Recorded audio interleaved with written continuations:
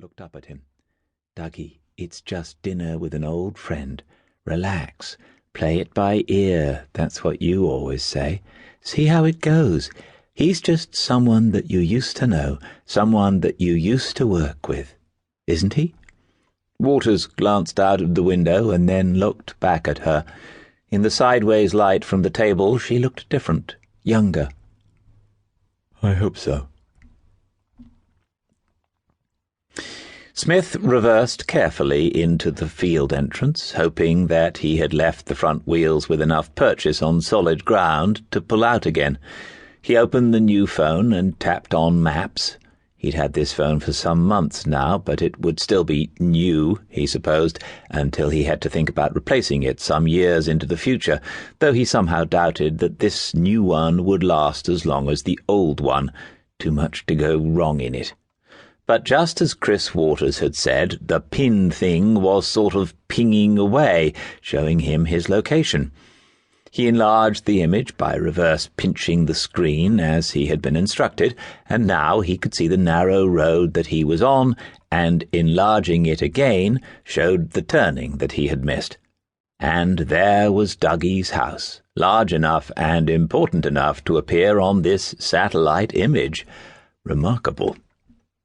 It even had its own drive, he discovered 3 minutes later, winding through the trees that hid it from the road. Dougie must have installed a good security system, living out here in the wilds. Smith smiled to himself as he pulled into the parking space to the left of the double-fronted house, all lit up by spotlights. 4 cars already there, but room for several more, as if this was one of those discreet country places where you could hold small conferences for influential people. For a moment he panicked. Had he misunderstood what Dougie had said on the phone? Was this a major dinner party with local dignitaries? Surely not. He debated for a moment and then took the bottle of wine with him to the front door. It was a good one. The off-licence manager who owed him a favour had promised him that, but he still felt like a teenager going to a party with some cheap plonk just to get through the door which opened before he had a chance to push the brass button below the little engraved plate that said Ash House.